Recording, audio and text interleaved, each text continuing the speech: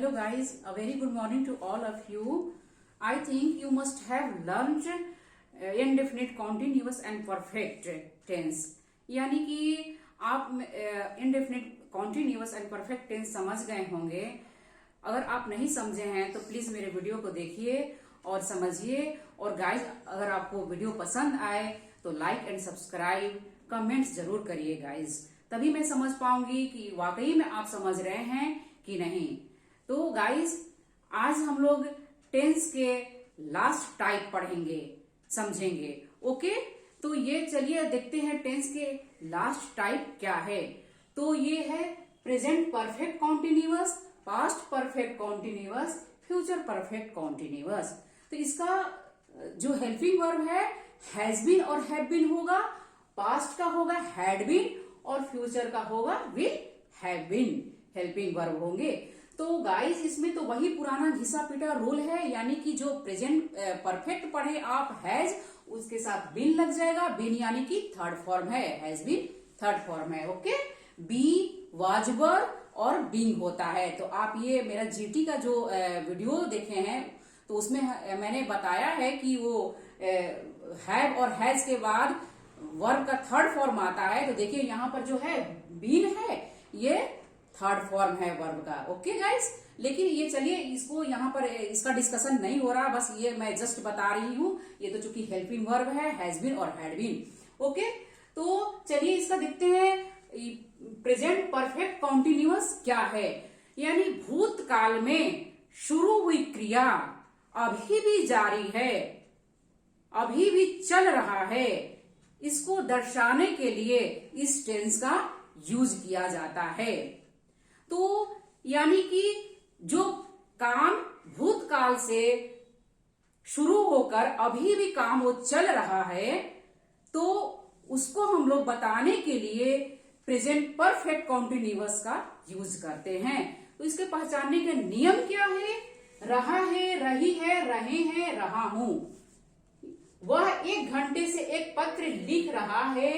He has been writing a letter for an hour. यानी कि 1 घंटे से वह पत्र लिख रहा है.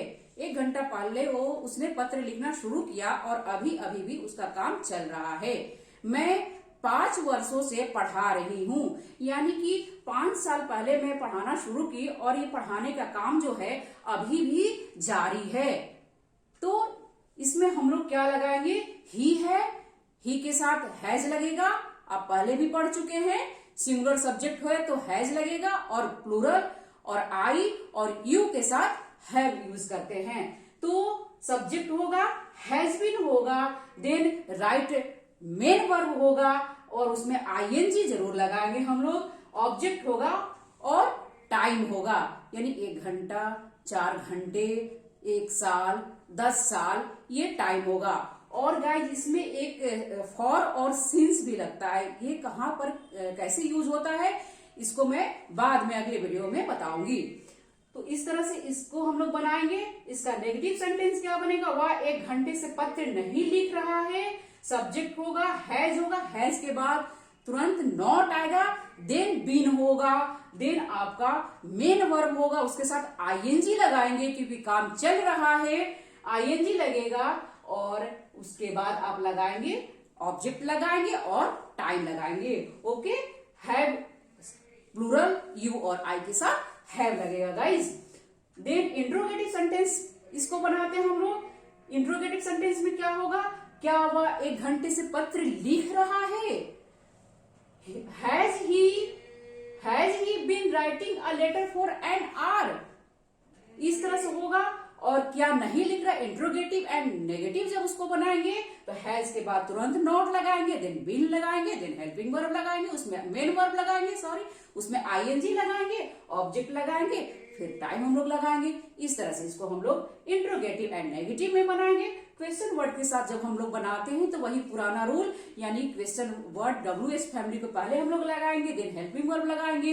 यानी हेल्पिंग WH फैमिली यानी वेयर या why. Helping verb has singular है या प्लूरल है तो हैव लगाएंगे हम लोग. देन हम लोग सब्जेक्ट लगाएंगे, देन हम लोग बीन लगाएंगे, वर्ब लगाएंगे. मेन वर्ब में आईएनजी होगा उसके बाद ऑब्जेक्ट होगा और टाइम होगा। मैं 5 साल से पढ़ा रही हूँ, यानी कि मेरा काम जो पढ़ाने का 5 साल पहले शुरू हुआ और अभी भी पढ़ा रही हूँ। I have been teaching for 5 years। मैं 5 साल से पढ़ा रही हूँ। इस तरह से इस टेंस का हम लोग यूज करते हैं। पास्ट परफेक्ट कॉन्टिन्यूअस, इसका हेल्पिंग वर्ब होता है हैड बीन। इसमें तो कोई चक्कर ही नहीं है, ज्यादा झंझट है ही नहीं याद करने का कि हैव लगाना है या हैड लगाना है। सिंगुलर हो या प्लूरल हो, हैड ही लगेगा। इसमें कोई हैज और हैव का झंझट नहीं है, सबके साथ हैड लगाना है। तो वह 1 घंटे से पत्र लिख रहा था। लेकिन गाइस ये क्या है, ये पास्ट परफेक्ट कॉन्टिन्यूअस पहले हम लोग समझते हैं क्या। तो जब हम लोग किसी क्रिया, कोई क्रिया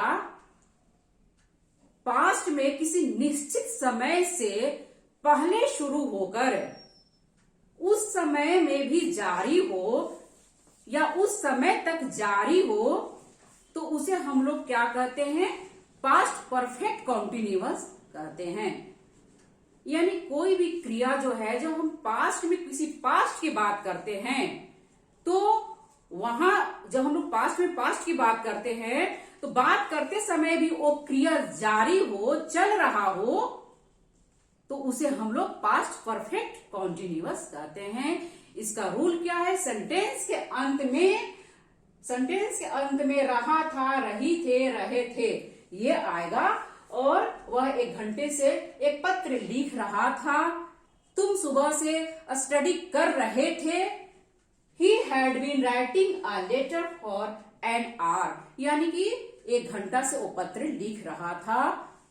You had been studying, सुबह से since हो जाएगा, मॉर्निंग होगा। Okay, you had been studying since morning, तुम सुबह से पढ़ रहे थे। इसमें सब्जेक्ट होगा, हैड बीन होगा, वर्ब होगा, मेन वर्ब, उसके साथ आईएनजी लगेगा, देन ऑब्जेक्ट होगा, देन टाइम होगा। ओके, सभी सब्जेक्ट के साथ हैड लगेगा गाइस। नेगेटिव फॉर्म देखते हैं। वह 1 घंटे से पत्र नहीं लिख रहा था। He had not been writing a letter for an hour, यानी कि हैड के बाद जस्ट नॉट आएगा, देन बीन होगा, देन राइट मेन वर्ब होगा, उसके साथ आईएनजी लगेगा। ओके गाइस,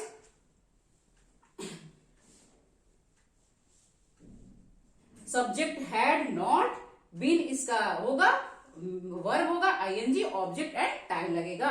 इंट्रोगेटिव सेंटेंस हम लोग बनाते हैं। क्या हुआ, 1 घंटे से पत्र नहीं लिख रहा था, हैड पहले हो जाएगा, वही पुराना रूल। देन सब्जेक्ट होगा, देन बीन होगा, बीन बजाना है भैया क्योंकि ये काम चल रहा है, पास्ट की काम चल रहा था, हो रहा है। देन वर्ब होगा, आईएनजी, ऑब्जेक्ट एंड टाइम। और क्वेश्चन वर्ड के साथ हम लोग बनाएंगे तो वही क्वेश्चन वर्ड पहले आएंगे, देन हैड होगा, हेल्पिंग वर्ब होगा, देन सब्जेक्ट बीन, उसके बाद वर्ब होगा, मेन वर्ब, आईएनजी, ऑब्जेक्ट और टाइम। हम लोग इस तरह से इसको हम लोग पास्ट परफेक्ट कॉन्टिन्यूअस बनाएंगे। अब हम लोग गाइस समझते हैं future perfect continuous. Future perfect continuous यानी कोई क्रिया फ्यूचर में किसी निश्चित समय से पहले शुरू होकर उस समय में भी जारी हो या उस समय जस्ट खत्म हो, उसे हम लोग फ्यूचर परफेक्ट कॉन्टिन्यूअस कहते हैं। इसका पहचानने का रूल क्या है गाइस, इसका हेल्पिंग वर्ब है विल हैव बीन। ये सब्जेक्ट प्लूरल हो या सिंगुलर हो, सबके साथ विल हैव बीन ही यूज किया जाता है। तो इसमें इसका पहचानने का रूल है सेंटेंस के अंत में रहा होगा, रही होगी, रहे होंगे। वह 1 घंटे से एक पत्र लिख रहा होगा। He will have been writing a letter for an hour. Will have been. Subject will have been plus verb, main verb आएगा, उसमें आईएनजी, ऑब्जेक्ट एंड टाइम होगा। आई और वी के साथ you can use shall, otherwise आप will भी लगा सकते हैं। सो गाइस, वैसे तो इस टेंस का बोलने में तो बहुत ही कम यूज होता है, लेकिन रिटन के लिए, नॉलेज के लिए आपको जानना जरूरी है कि इसका रूल क्या होता है और किस तरह से इसको बनाया जाता है। सो इसका नेगेटिव फॉर्म में हम लोग बनाते हैं। वह 1 घंटे से पत्र नहीं लिख रहा होगा। He will not have been writing a letter for an hour, subject will के बाद तुरंत आप नॉट लगाएंगे, देन हैव बीन होगा, देन वर्ब में आईएनजी होगा, देन ऑब्जेक्ट होगा, देन टाइम होगा। इंट्रोगेटिव सेंटेंस वही विल, आप हेल्पिंग वर्ब को बाहर करेंगे, देन सब्जेक्ट लगाएंगे, देन हैव बीन लगाएंगे। एक हेल्पिंग वर्ब को आप बाहर करेंगे, सेकंड जो हैव बीन है सब्जेक्ट के बाद लगाएंगे, फिर मेन वर्ब होगा ING, then object and time लगाएंगे। Will you have been watching, अब इसमें सेंटेंस को थोड़ा मैंने चेंज कर दिया है, क्या will you have been watching the video at this time tomorrow, क्या आप इस समय कल वीडियो देख रहे होंगे, यस या नो। इसमें क्वेश्चन सेंटेंस में कैसे आप बनाएंगे, वही क्वेश्चन वर्ड को आप पहले करेंगे, कहा where will you have been watching the video at this time tomorrow, कहां पर देख रहे होंगे इस समय आप वीडियो। इस तरह से आप इसकी प्रैक्टिस कर सकते हैं। यानी आप इसको मैं एक और सेंटेंस के थ्रू बता रही हूं कि इस साल के अंत तक वह 15 साल से इंग्लिश पढ़ा रहा होगा। ही विल हैव बीन इसका रूल है, he will have been teaching English for 15 years by the end of this year. इस तरह से आप इस टेंस का प्रैक्टिस करिए। तो गाइस, आज आपका ये आखिरी जो हुआ टेंस का टाइप्स आखिरी हुए, और आप आई थिंक पूरा टेंस आपको समझ में आ गया होगा। इसकी प्रैक्टिस करिए, जितना आप बनाएंगे। कोई भी ग्रामर का बुक लीजिए, उसमें से 10-10 सेंटेंस को लीजिए और रोज बनाने की कोशिश करिए, और धीरे धीरे आप देखेंगे कि इतना आपके दिमाग में इसका रूल घुस जाएगा, आप इतने दिमाग में इसको कैच कर लेंगे कि आप कभी भी रिटन टेस्ट में बैठते हो तो वहां पर आपको सोचना नहीं पड़ेगा कि इसमें क्या यूज करना है, कैसे बनाना है। तो इसकी प्रैक्टिस करिए गाइज। और मैं एक होमवर्क आज देती हूं, आप इस पर, यानी कि मेरा टॉपिक है ड्राइव अ कार, यानी गाड़ी चलाना।